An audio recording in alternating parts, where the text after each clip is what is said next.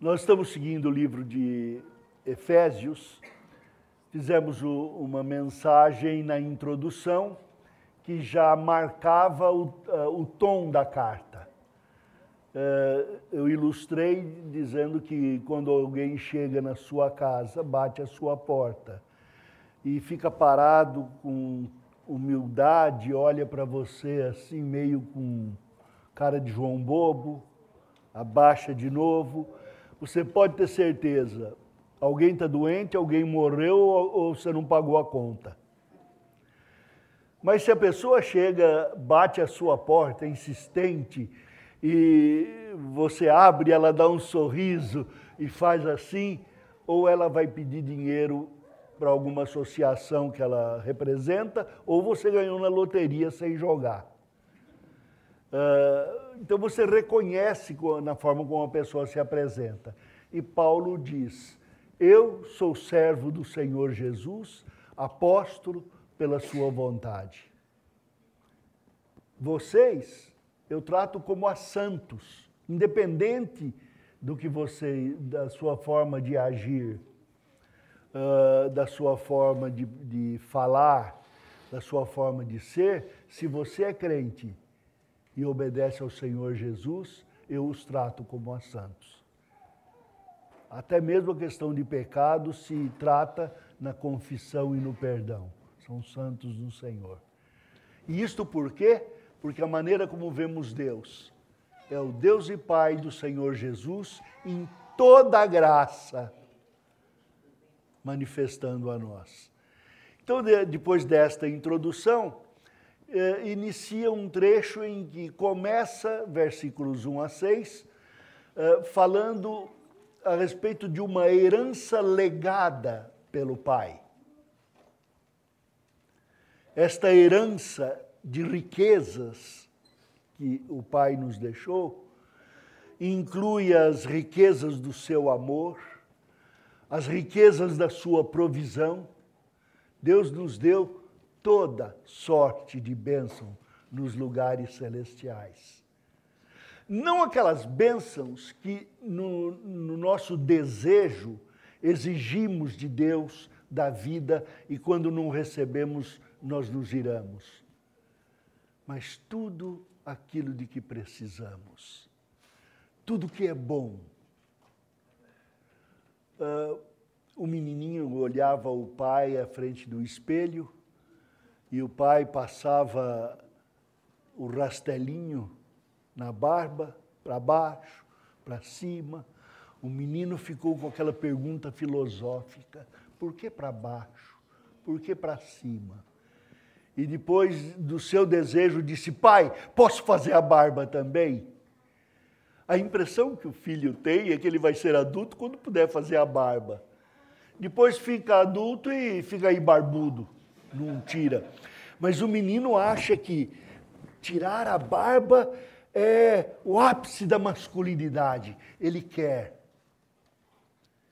Pai, me dá Gillette. Eu não sei se vocês sabem, Gillette era uma lâmina com corte dos dois lados que o Mr. Gillette planejou aí, depois desmanchou a sociedade e pegou o nome. Você não falava mais lâmina de barbear, você falava, me dá uma Gillette. E o menino queria uma. Mas o pai sabia que aquilo era perigoso para ele. E o menino disse, um dia eu cresço, eu vou comprar um monte de Gillette e vou comer Gillette. Vocês não sabem, mas aquele nordestino que veio à praia aí e dizia, eu quero comer Gillette, comia para ganhar um trocado.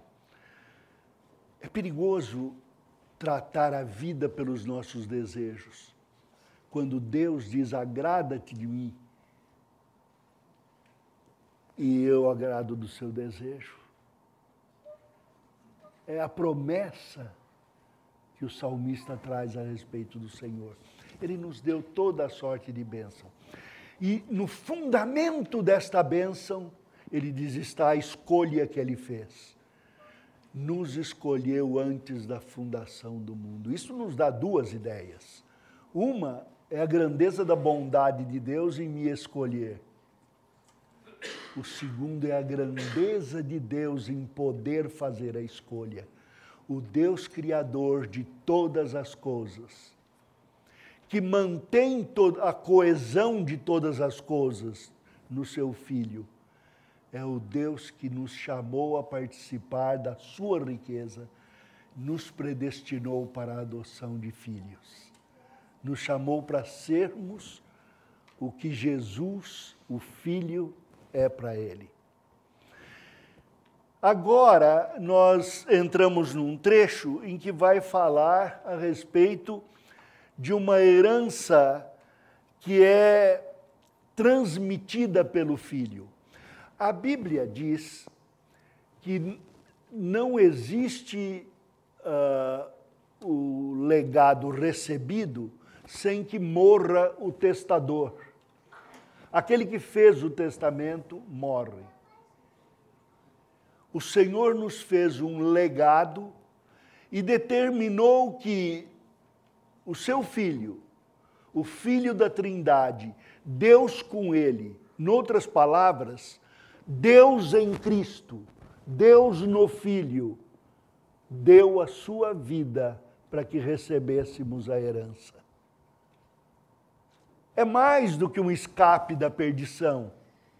É mais do que simplesmente deixar de ir para o inferno. Mas é receber uma herança total de toda sorte de bênção nas profundidades de Cristo. E assim, o Filho da Trindade vem ao mundo, o Criador entrando na criatura, Deus entrando no rio do pecado humano, Ele sem pecado, mas entrando no rio em que nos afogássemos, vem e nos salva, nos resgata. Ele então se habilita a transmitir a herança. Nele recebemos toda sorte de bênção. E então, a última parte do que vimos no domingo passado, o trecho, o refrão, diz: para o louvor da glória de sua graça, que Ele nos concedeu gratuitamente no amado. É interessante o que Paulo faz neste trecho, colocando toda sorte de bênção, todas as coisas, gratuitamente, abundantemente. E para o louvor da glória de sua graça, como eu expliquei, quer dizer, para que atribuíssemos, para o louvor, louvar é atribuir algo a quem de direito. Atribuir a Deus para o louvor da glória, atribuir à glória de Deus, e glória não é um brilho que me aquece como o sol, não é me trazer ao palco, porque eu tenho o X Factor, não é me trazer ao palco para cantar, ao centro da vida, mas é entender que Deus criou o homem à sua imagem e semelhança e que fomos chamados para espelhar esta semelhança, espelhar o caráter de Deus, espelhar o brilho do seu amor, o brilho da sua verdade, o brilho daquele que é. Então, ter uma personalidade moldada na personalidade de Deus. Isto é a glória de Deus. Atribuir a esta glória à graça de Deus. E como eu disse, graça não é somente favor imerecido. Favor imerecido é uma característica da graça. Na verdade, a graça é um movimento de Deus na direção do homem a fim de transmitir a sua própria natureza, porque fomos chamados a participar da natureza de Deus, como diz em 2 Pedro. Não é definição, é impossível definir a graça, não se define o infinito. mas descreve uma manifestação. Deus vem em Cristo a nós, para que conheçamos o louvor da glória da sua graça. E então,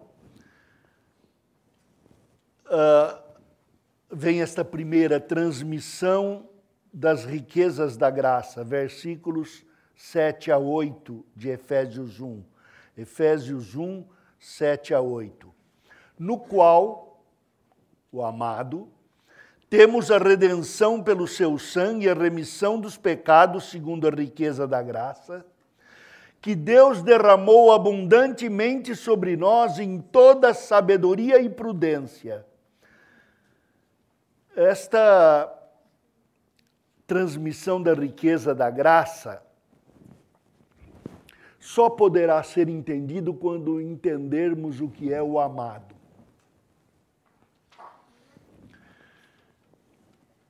Todos nós queremos ser amados.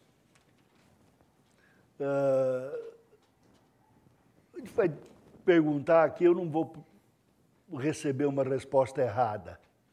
Então eu pergunto para a Beth, você me ama? Agora, por que eu estou tão interessado em que me amem? Fica mais calmo se eu perguntar assim diferente, você gosta de mim? Pergunto para você porque eu sei que gosta, eu gosto de você também, então, se não, hoje eu ponho chumbo quente no seu ouvido quando você for em casa. Mas nós estamos tão interessados em ser amados. Mas é bom. Ser abraçado é melhor do que abraçar. Abraçar cansa, ser abraçado descansa. E eu prefiro falar de mim mesmo.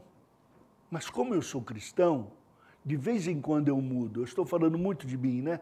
Vamos falar de você. O que você acha de mim? Este é o movimento de ser amado. Agora, imaginem um amor que não quer ser só amado, um amor sacrificial. Pensem na entrega por amor, em dar-se por amor. As histórias que a gente conta podem ser repetidas que nunca cansamos. A menininha precisava de sangue, não havia sangue compatível, mas o irmãozinho dela tinha sangue compatível. Então foi perguntado ao menino, você doaria sangue para sua irmãzinha? Ele falou, eu posso pensar um pouco? Eu quero orar. Ficou um tempo quietinho, orou, depois voltou e disse, eu dou o meu sangue.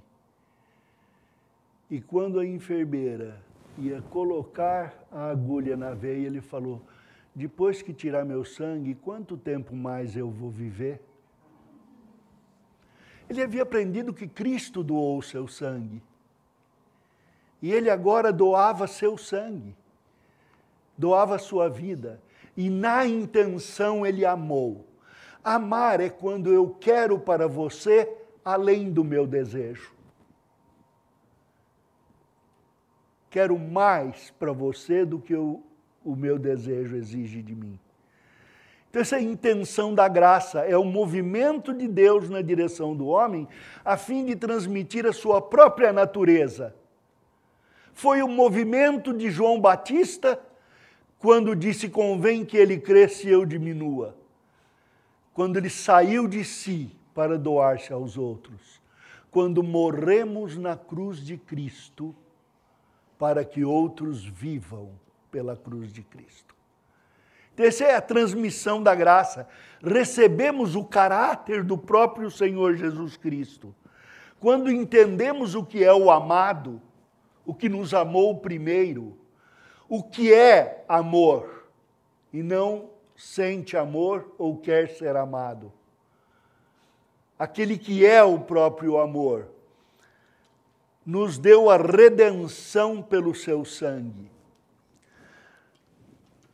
Eu fiz uma montagem de fotografia alguém tirou uma fotografia de dentro de um poço.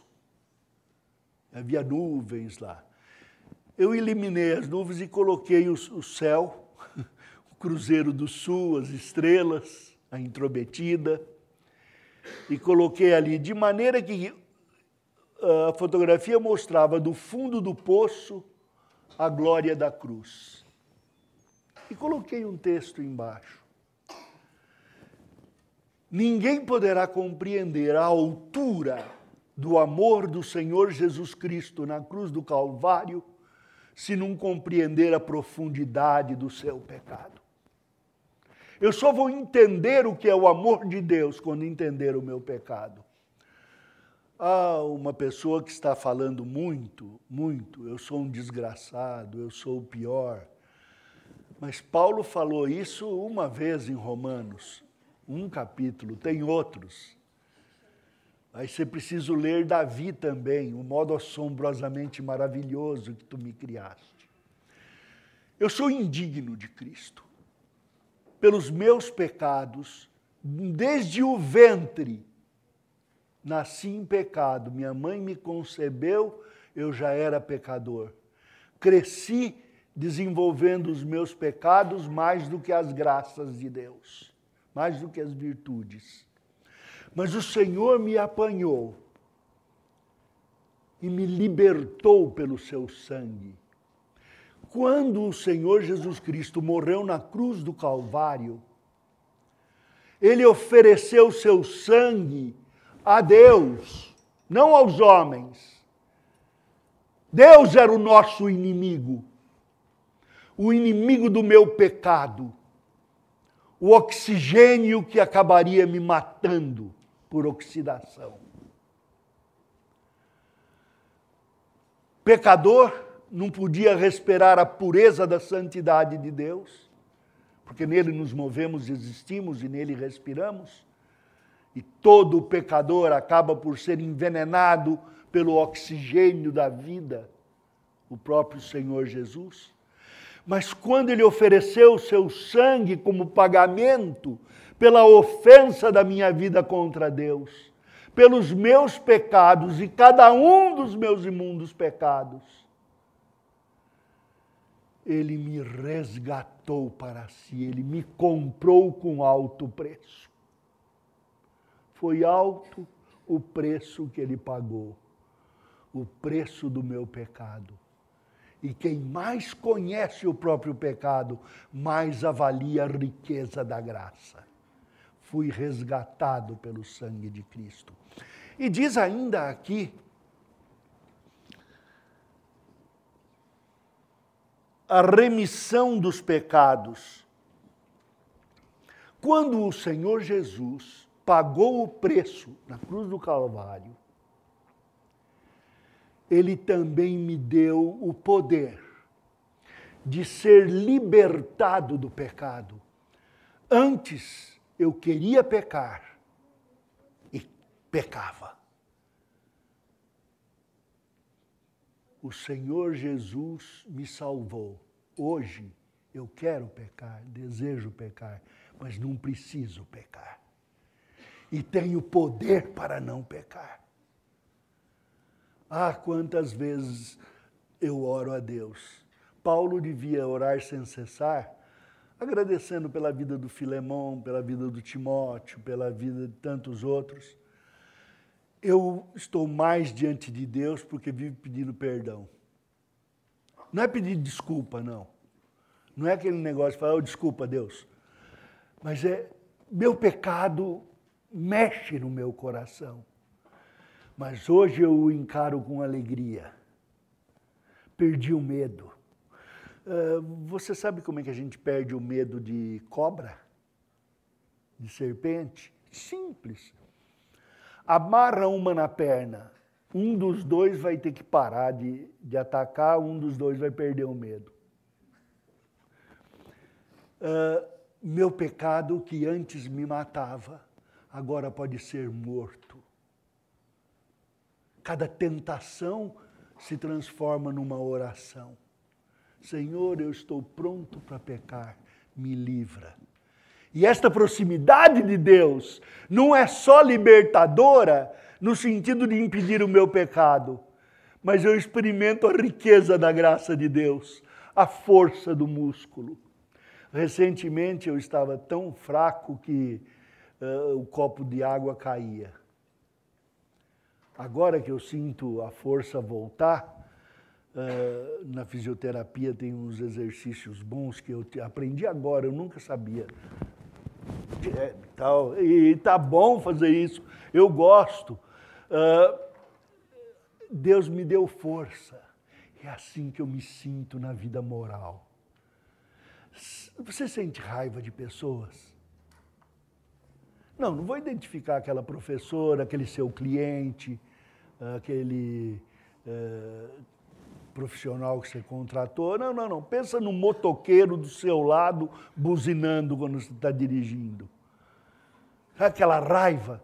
Deus disse, irai-vos e não pequeis, não se põe o sol sobre a vossa ira.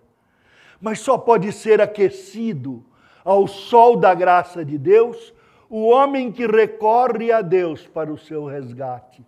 O Senhor me resgatou do pecado com alto preço e me deu o poder de resisti-lo. A maior forma de resistência do pecado que nós recebemos como bênção é a confissão. João diz, aquele que diz que não tem pecado, mente. Se confessardes os vossos pecados, ele é fiel e justo para nos perdoar os pecados e purificar de toda injustiça. As pessoas veem, ele é fiel a quem? Fiel? Gostam de mudar aquele hino que diz é fiel a mim e põe fiel a ti. É erro teológico, viu? Ele é fiel a mim. Ele fez promessa e quem cumpre as promessas que faz foi fiel para com a pessoa que prometeu. Ele não é fiel a mim por minha causa, mas por causa daquele que habita em mim. Por causa de Cristo que morreu na cruz, cujo sangue me lavou, me purificou e purifica de todo o pecado. Então, quando eu confesso o meu pecado, há uma grandeza maior do que simplesmente o seu perdão. Dizem que até relógio quebrado está certo 2 vezes por dia, né? Relógio parado. Os incrédulos têm certas visões assim que... Skinner, não é tirador de pele, não, é um psicólogo, fez uma proposta, mas ele tira a pele da gente, não é um escapelador. Mas ele fez uma proposta de psicologia, numa base que eu não gosto, porque é de manipulação, e a Bíblia diz que eu não devo manipular, devo ser transparente, devo ser sincero, mas tem uma área da educação que ele acerta bem. Não, por exemplo, animal. Eu vou conversar com o animal. O animal fez xixi no tapete, eu chego lá, senhorinho, hein? Olha o que você fez, não pode.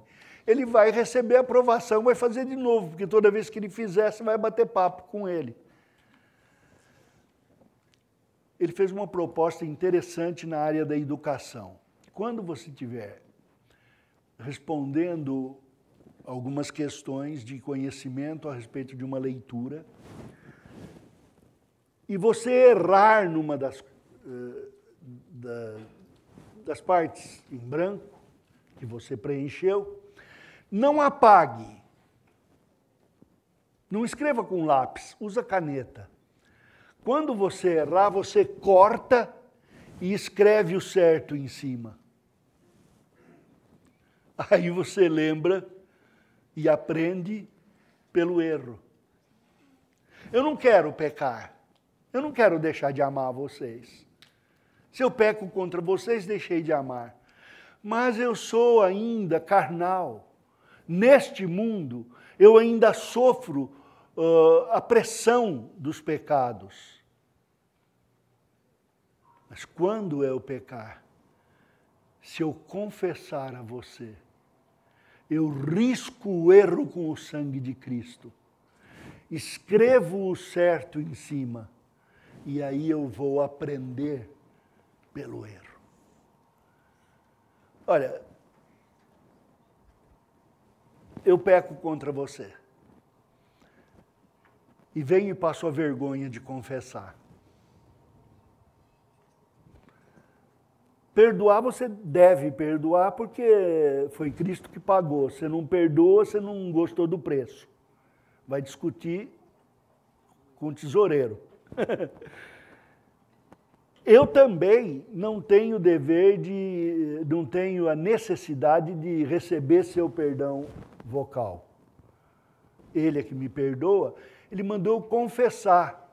Então eu tenho de chegar aqui, sabe aquela hora que eu levantei a voz? Claro que você sabe, se eu te machuquei, está na cara. Aí eu falo, é que eu estava nervoso. Eu confessei alguma coisa? Não, eu pequei 2 vezes. Uma que eu havia pecado, outra que eu fiz um recibo, dei uma declaração a respeito, justifiquei, que é outro pecado.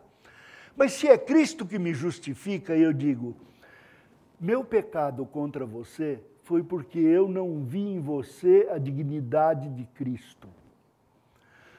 Se for um homem sem Cristo, eu ainda posso dizer a dignidade do ser humano, criado à imagem de Cristo e tendo esta humanidade perdida por causa da quebra do pecado. Mas ainda assim, meu irmão de carne e de sangue, com quem eu tenho o dever de respeitar, foi meu pecado. Me julguei maior do que você, me julguei injustiçado quando eu devia agir com graça. Em vez de ir com graça para com você, eu vim com exigência da minha justiça, transformei em ira. Então, quando eu confesso, passei a vergonha, não passei? Você sabia que eu tinha pecado. Agora continua sabendo. Só que passou a minha vergonha. Eu ainda vou ficar meio assim e tal, mas quando você fizer um movimento de graça, for lá em casa tomar um cafezinho, eu vou saber que tudo passou. E você vai saber que pode chegar em mim também. É este o movimento de graça que tem aí.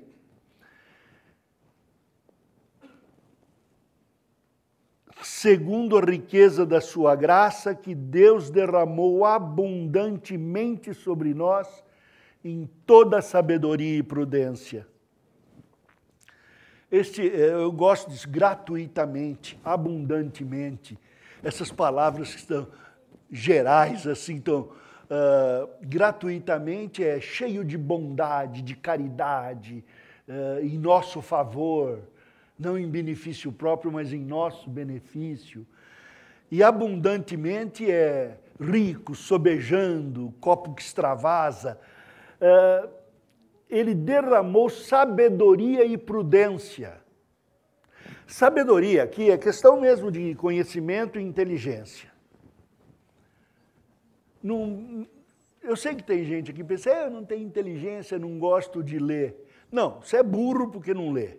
Tá, mas falta de inteligência não tem.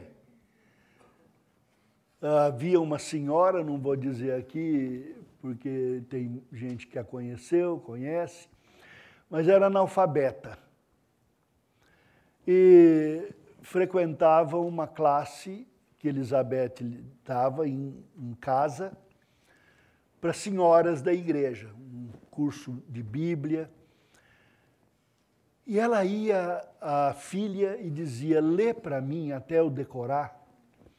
E os textos que precisavam ser usados lá na classe, ela decorava, aprendeu a ler. Conheci pessoas que aprenderam a ler na Bíblia, algumas sozinhas, outras com ajuda. Sabedoria aqui é uma questão de usar bem o conhecimento. É saber usar o conhecimento. Eu tomo conhecimento de problemas das pessoas. Me abato. Principalmente agora que eu estou no fim da mocidade, e a gente fica mais sensível. Mas Daniel, pastor Daniel, meu filho, telefonou lá do Japão, algumas vezes é a voz, outras vezes vendo a cara. Ele estava, pai, estou com saudade e tal, e passava o dedo no olho. Você acordou agora, filho? Não, vou dormir. O que é que você está com essa cara triste?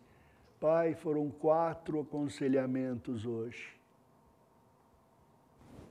Me citou 4 tipos de problema. Eu falei, então, filho, antes de dormir, conta tudo para Deus. Ô pai, eu vou orar, vou dormir, mas contar para Ele? Falei, é gozado, você conhece problema, não conhece?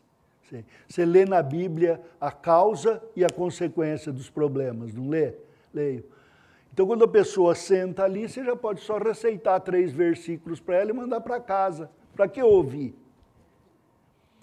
Esta comunicação de graça, este ir de um coração a outro, a graça de Deus que veio a mim em Cristo, e eu em Cristo que posso alcançar o coração do perdido com o Evangelho e o coração do crente com a comunhão cristã.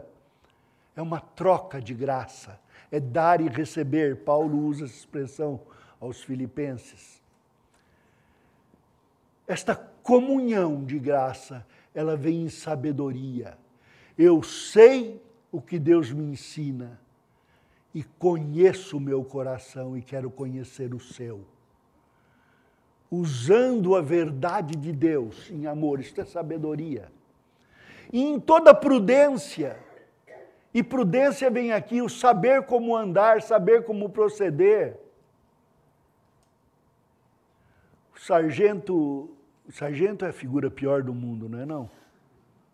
Quem serviu o exército sabe, principalmente quem foi cabo ou soldado raso. O sargento chegou lá para o recruta e... Você é um ordinário! Ele ainda não entendeu muito o que é ordinário, marcha, ele pensou que era para marchar.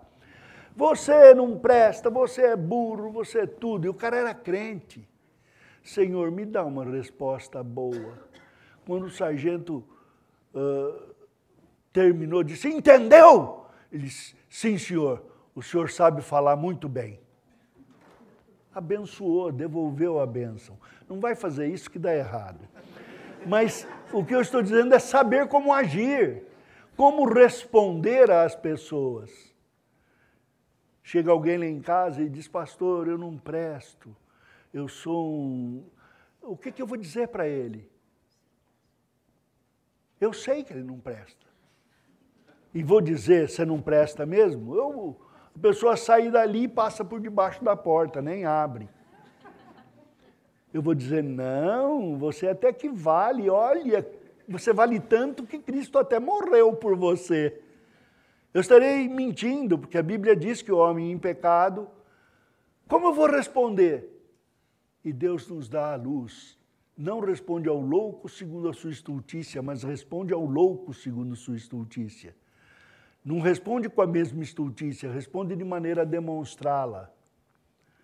E então eu digo à pessoa, olha, Paulo demorou 14 anos para descobrir isso que você falou para mim. E eu até agora ainda luto com isso, ainda não descobri de todo. Deus te deu uma luz. Como? A consciência do nosso estado humano. Olha aí o mundo como está. Quase que falo, olha o Obama lá, mas não vou fazer isso. Olha a situação dos homens. Nós estamos na mesma. E o pessoal se acha bom. O pessoal quer se promover. Todo mundo quer sua própria justiça. Mas nós reconhecemos que estamos em pecado e carentes da glória de Deus. Tem a maneira prudente de falar, Deus nos deu essa possibilidade de transmissão da graça. Cristo veio trazer a nós esta possibilidade.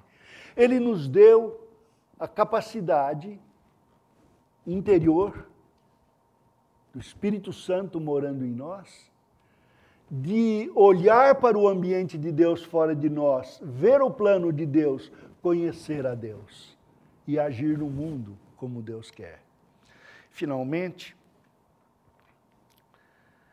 ele diz aqui nos próximos versículos,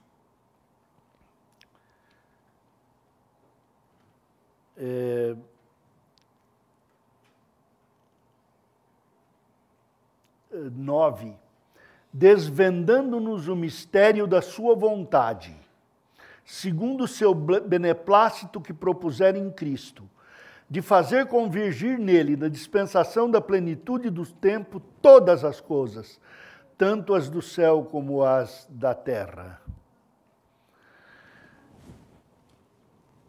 Quando a Bíblia fala de mistério revelado, o Senhor Jesus Cristo veio para transmitir a graça e Ele nos transmitiu as riquezas desse propósito através de dar a conhecer o que estava escondido em mistério.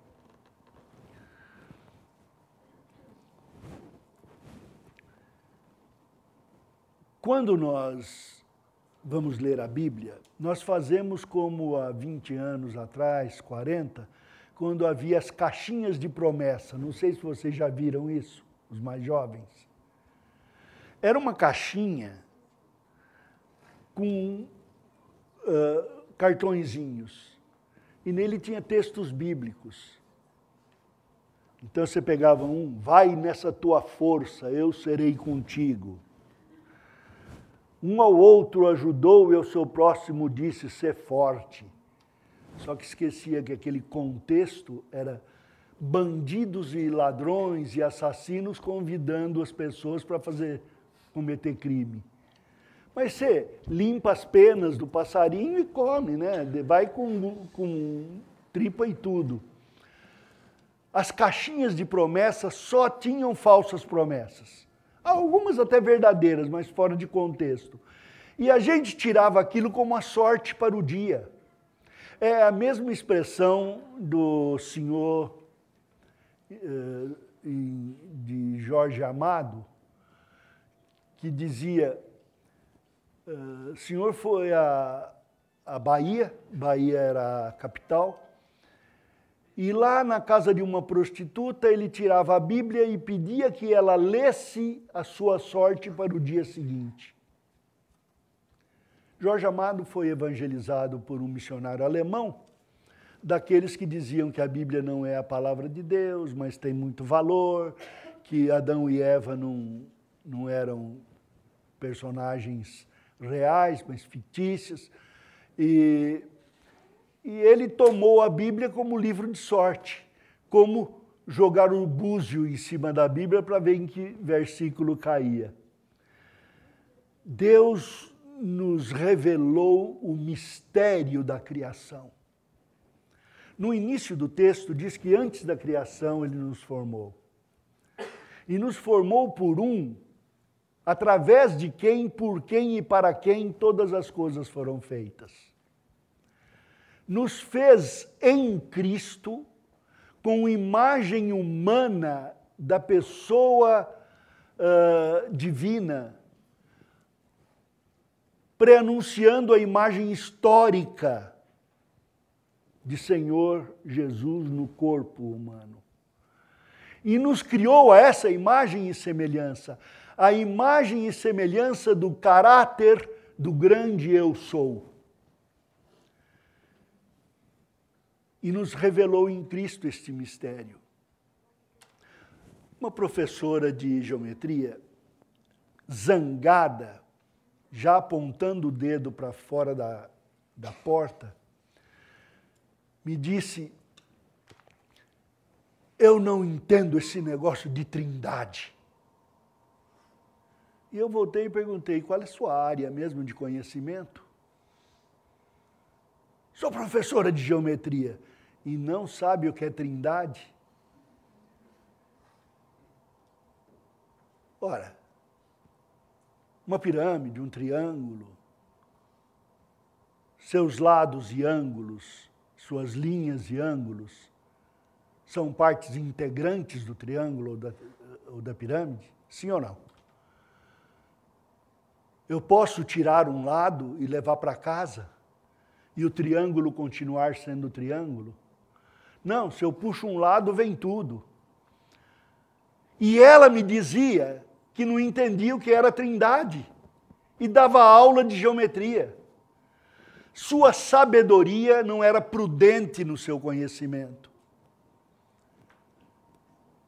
Vinícius de Moraes diz, eu não aceito essa história do cristianismo, não há outra vida depois dessa, e só vou acreditar se vier um documento do céu assinado por Deus e com firma reconhecida.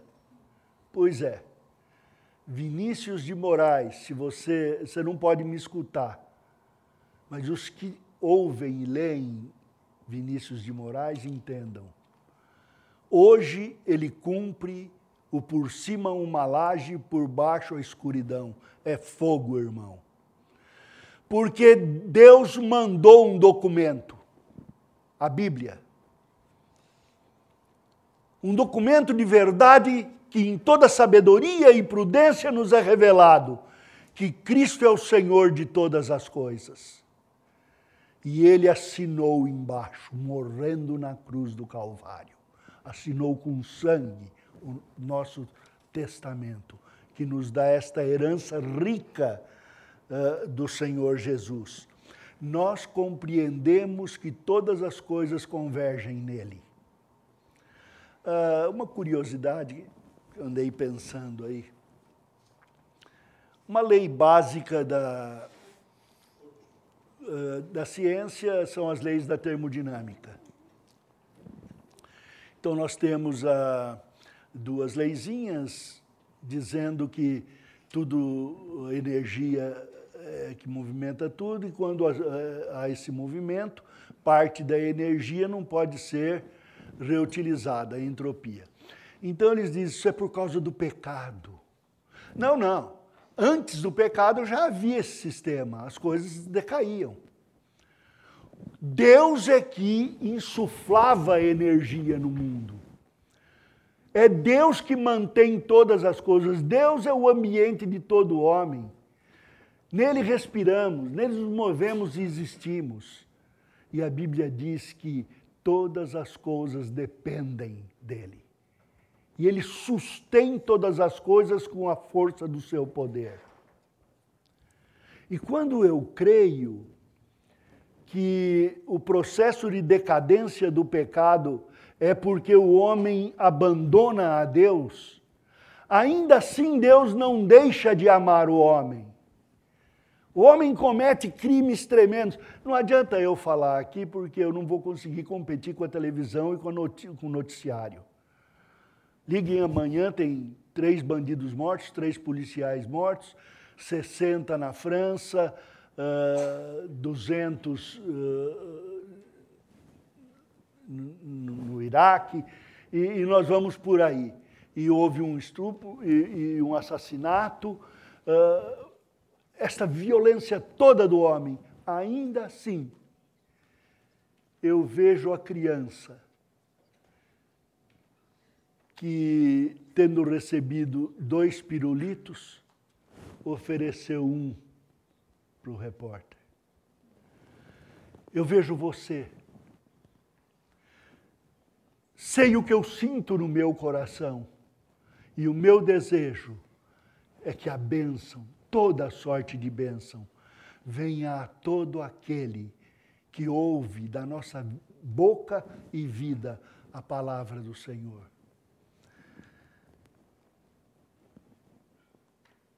Aí ele diz então, no qual fomos feitos herança. É esta grandeza. Vocês conhecem aquela música, Eu Não Empresto Mais Meu Piano? Ah, não, eu não presto, mas eu te amo. Eu sei quem eu sou, mas sei quem Deus acha que eu sou em Cristo e o que Ele quer fazer de mim.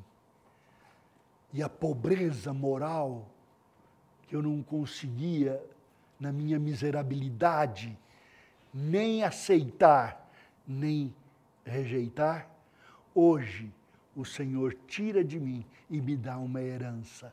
Herança de amor, herança de desejos, herança de força. Pensem na oração. Às vezes as pessoas dizem, você pode me ajudar? Olha, não posso, mas vou orar. Que tristeza, que falta de fé. O negócio é dizer, vamos orar já. Porque esta é a força que temos. Trazer nosso problema para o seio da Trindade, baseado no sangue de Cristo, na promessa de que Ele atenderia as nossas orações. Então, este poder maravilhoso, Ele nos dá porque somos feitos herança, predestinados segundo o propósito daquele que faz todas as coisas, conforme o conselho da sua vontade. Voltamos aqui à questão da grandeza de Deus.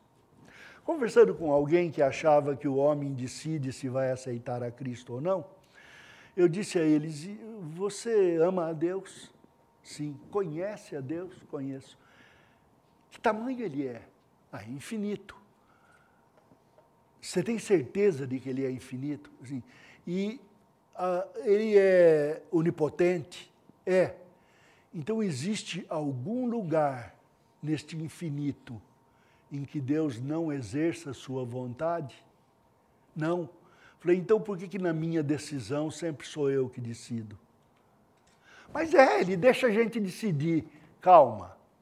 Ele te dá toda uma história em que você vive. Você pode bater com a cabeça nas bordas do caminho, tropeçar nas pedras, levantar, voltar um pouco, seguir, mas Ele é que determina toda a linha do caminho. Em todos os lugares é o seu propósito ensinando o seu propósito. Propósito de Deus ensinando a finalidade do homem.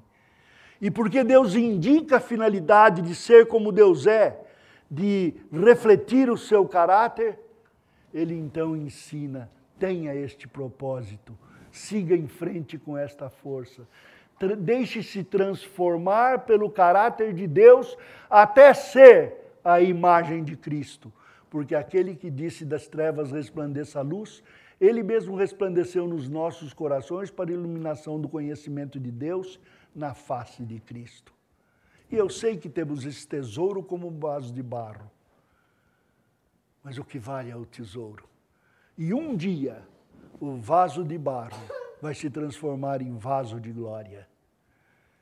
De glória em glória, de fé em fé.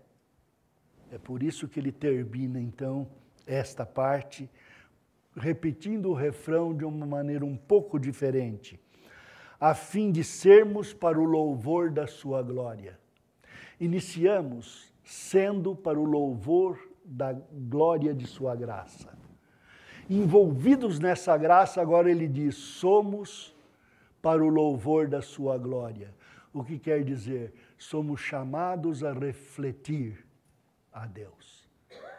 Sermos santos como Ele é santo não significa fazer um esforço para ser santo, mas andar no esforço que Cristo já fez para sermos santos. A base de tudo, ama, porque quem ama, obedece.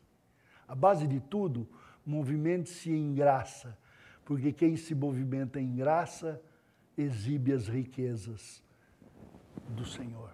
Amém. Deus os abençoe.